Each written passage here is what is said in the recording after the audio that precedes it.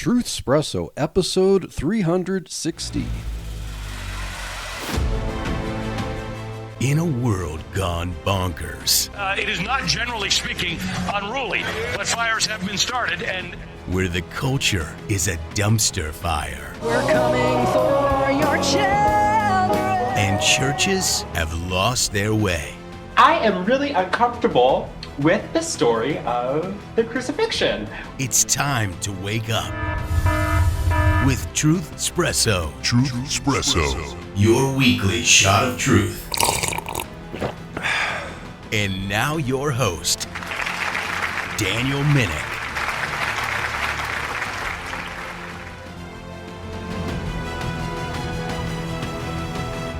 Well, hey there, friends, family, foes, and of course, lurkers alike. This is your host, Daniel Minnick, for another episode of Truthspresso, and I have with me a special guest, a returning guest, in fact. If you have listened to an episode that we did months ago when I had my wife, my sweet, beautiful wife, Chelsea, on, and we also had for the first time our oldest son, Aiden, on. Well, for this episode, our oldest son, Aiden, returns to Truthspresso. And so, Aiden, thank you for joining me. Yeah, thanks for having me.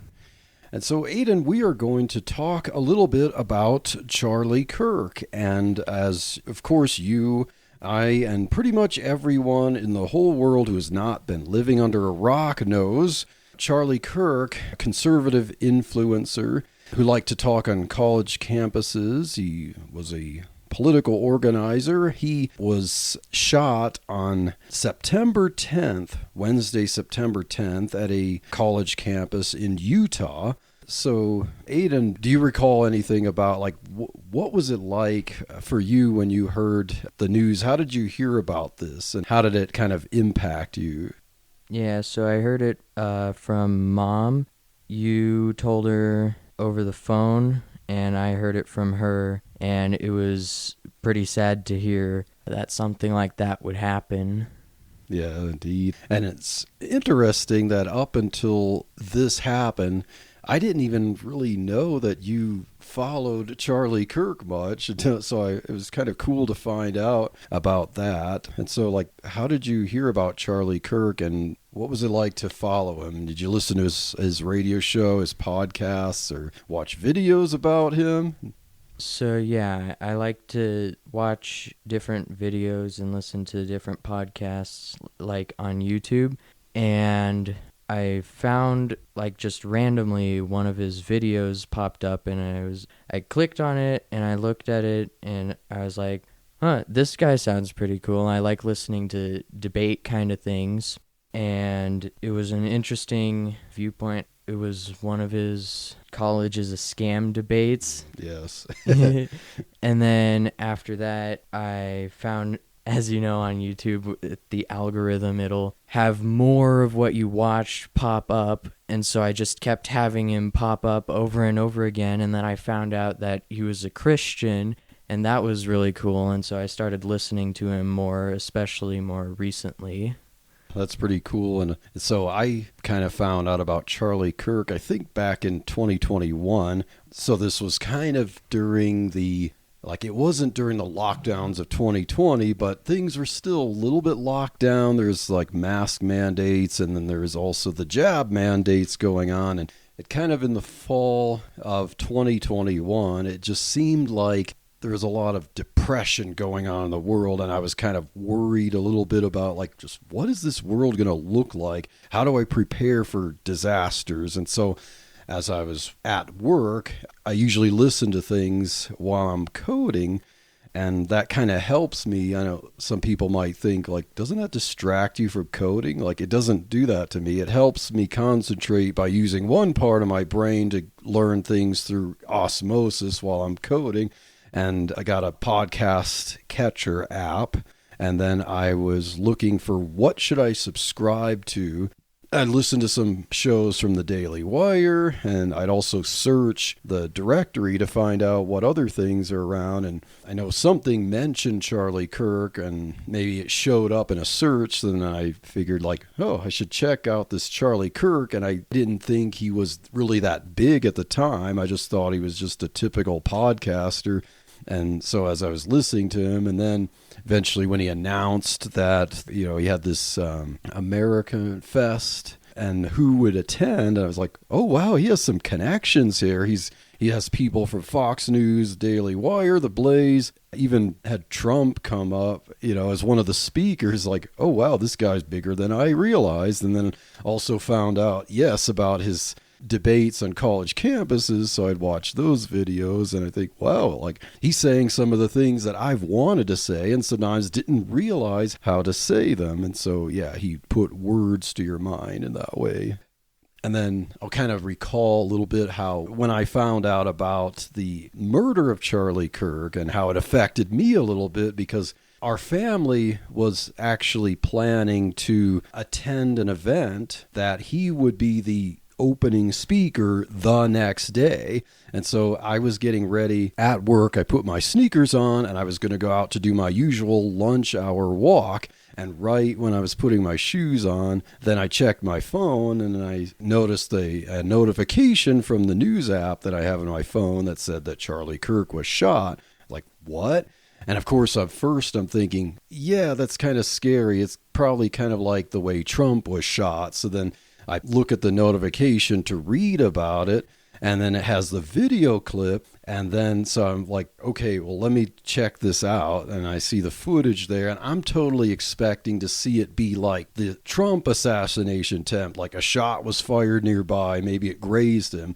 So I was not prepared for what I was going to see. And so needless to say, that very much disturbed me for quite a few days. And so, yeah, I was an emotional wreck for a few days because of that. I was not prepared for just how disturbing that would be. And like the previous episode, I said, if you haven't seen the footage of him being shot, I highly recommend that you don't watch that. It's not for the faint of heart. And so, yeah, that was not very fun. So let's talk, Aiden, a little bit about how Charlie Kirk is influential. He passed away at 31. He was a very young guy, but what's interesting is that with his age, he's kind of like almost smack dab in the middle between the two of us. So yeah, he's kind of bridging the generational gap there. So it's not surprising to me that he would have kind of an influence on both of us. He's kind of like a little bit of an older brother figure to Gen Z, and he's kind of like, for me, he'd be like a younger brother figure for older millennials like me. So yeah, it's interesting. He's kind of right in the middle of us. So Aiden, do you have any kind of favorite sayings or maybe topics that Charlie Kirk might have talked about that kind of piqued your interest? Like, oh, wow, I want to see more of this. Yeah, the first video I watched was from him saying college is a scam, and that was interesting. And then I heard his viewpoint, how pro-life he was, and that was really cool. I can't remember exactly what he first talked about when I first started listening to him, but I know he was someone who was very influential in motivating people to vote in elections and to talk to people about issues. So getting people off of the bleachers, so to speak, and getting them into the game. So he was very much a kind of a motivational speaker in that way, to where they like, okay, participating in politics is not just about filling out a ballot.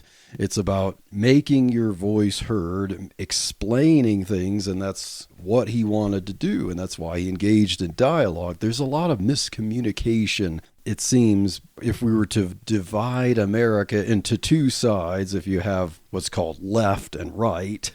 There's, of course, different ideas, but if you were to make a general division there between left and right, Charlie Kirk was someone who wanted to bridge that gap. I don't mean by compromising, I mean by dialogue. And so there is a guy, Crowder. Like the name escapes me, but Steven Crowder was known for starting where he'd set up a table outdoors and he'd have a sign on the table that would say, "Change my mind." So each time he'd set up, he'd have one particular claim, one topic. This is this. Change my mind. And so then he'd have a bunch of people come one at a time to try to challenge him on it and stuff. So Steven Crowder kind of pioneered the open, invite people to talk. Ben Shapiro would go on college campuses and talk to college students there, but Charlie Kirk was a lot more open-ended there. It wasn't just one topic. He's kind of like, set up a tent, set up a microphone, whatever grievance or question or challenge you might have, come to the microphone and I'll talk about anything. I'd see him talk with kids about sports teams, in the middle of heated topics, and that was pretty cool. It showed how likable and relatable he was.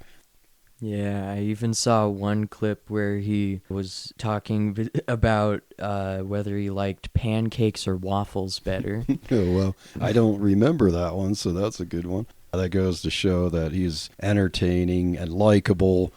He could have a college kid come up to him and argue abortion with him, and then eventually in the same conversation, they could bring up a question like that, and with a smile, he would pick their brain about that or, challenge them on funny things. So it shows that he loved the people that he debated or dialogued with. It showed that he was a bridge builder, he was a communicator, and he wanted to talk because it seems like there's so much misinformation going around, and it seems like the two sides, what they know about each other is what people within their camp says the other one believes, or would say, here's a clip, here's a sentence, here's what they said, now here's why you should hate them, despise them. And yeah, when you sit down and you have a conversation, sometimes there's clarity. There can be light instead of heat.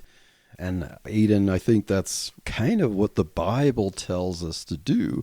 We're supposed to talk to the world. What is that all about? What is our mission as Christians and how we relate to the world?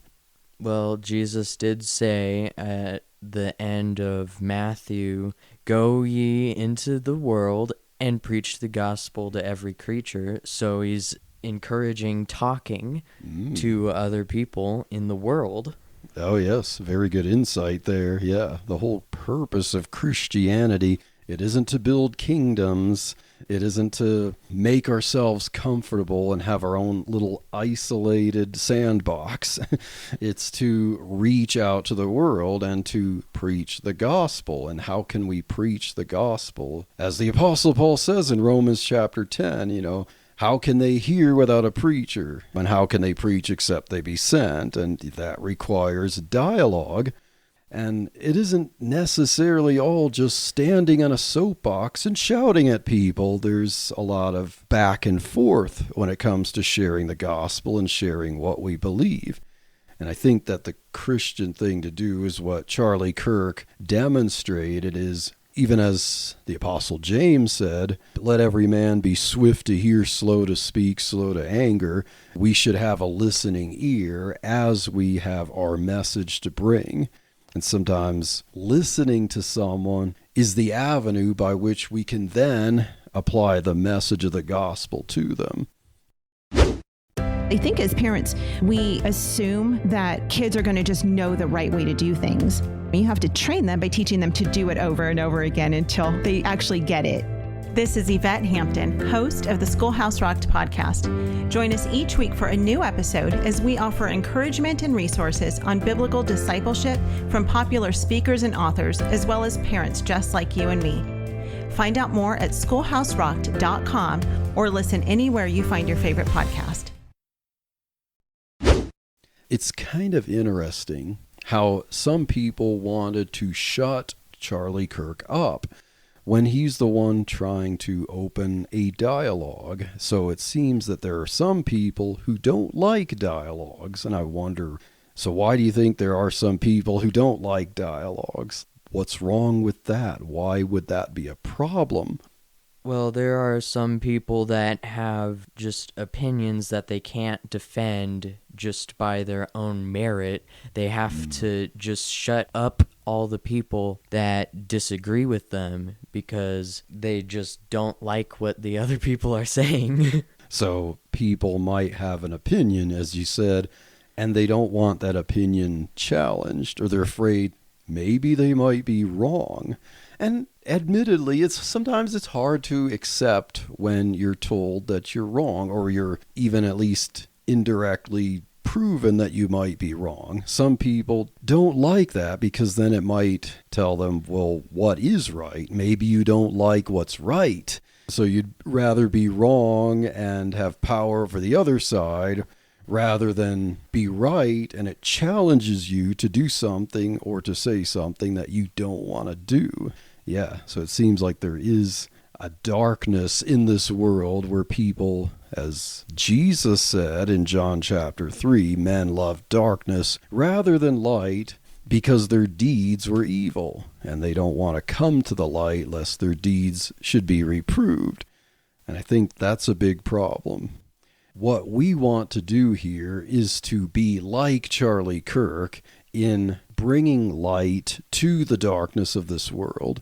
And I know our pastor in our church, when he mentioned Charlie Kirk, he wanted to emphasize the idea like his son was moved by Charlie Kirk's death, and he's kind of like saying, I want to be like Charlie Kirk.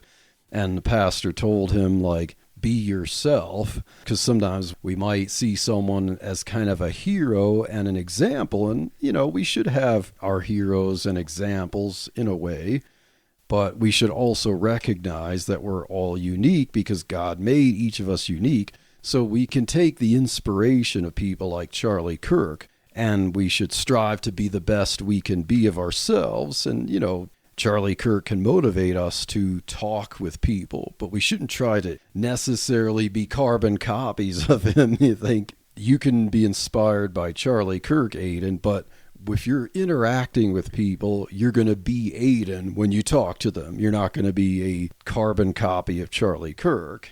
And likewise, with this podcast, Truthspresso, my intention should not be to talk like Charlie Kirk or sound like him. I'm going to talk like Daniel Minnick, and that's not going to change. But yeah, we do have an inspiration and a hero in Charlie Kirk, and his example does move us to be better. So I'd like to kind of close out this episode as I was reading some scripture a little bit before doing this episode, and I came across Matthew chapter 5 as I was looking for scripture to show how Charlie Kirk is an inspiration and example. What should we get from this tragedy? So I came across Matthew chapter 5 and verse 10. This is from the Sermon on the Mount. And Jesus said, "Blessed are they which are persecuted for righteousness' sake, for theirs is the kingdom of heaven." And verse 11, "Blessed are ye when men shall revile you and persecute you, and shall say all manner of evil against you falsely for my sake." And verse 12, "Rejoice and be exceeding glad, for great is your reward in heaven. For so persecuted they the prophets which were before you." I think these verses are apt when we think of someone like Charlie Kirk and all the propaganda and all the smears out there where people are trying to act like it's a good thing that he was shot. One of the things that just really, after seeing the footage of that and then seeing the mainstream media and social media absolutely pounding with people who were just rejoicing and dancing on his grave, that was very depressing for me. But we see the encouragement in Jesus' words as he's telling his disciples that you are blessed if you're persecuted for the sake of righteousness. And I think the word righteousness is a good word. It's not just if you're persecuted, but why? For righteousness' sake. And for theirs is the kingdom of heaven. And the next verse mentions, when men revile you and persecute you, and they say all manner of evil against you falsely. In other words, they're lying about you. And we sure see a lot of that going on with Charlie Kirk. But Jesus keeps saying, blessed are you, and rejoice and be exceeding glad. To the natural man, that's kind of strange. How can you be exceeding glad if you're persecuted and people lie about you? And he gives the example, remember the prophets that came before you. We think of Jeremiah and Isaiah and Amos and all those prophets. They had the message of God, and they're preaching judgment on the people for not obeying God, and the people of Israel persecuted them for that. And yet they're upheld as examples of the faith. And so Jesus is telling the disciples, hey, you're blessed and you should be exceedingly joyful that you get to join them. It's kind of like hard to think about that, but if we know that we're speaking the truth, one of the evidences of that is when people persecute you and they lie about you. So according to Jesus, we should be exceedingly joyful about that. And so, yes, I think this is a great example of how we should think about Charlie Kirk, and that he has his reward in the kingdom of heaven for this. And so thank you, Aiden, for doing this episode of Truthspresso with me. Yeah, thank you. And thank you for listening to this episode of Truthspresso, and we hope that you enjoy these episodes and that you will stay tuned for the next episode of Truthspresso, and God bless.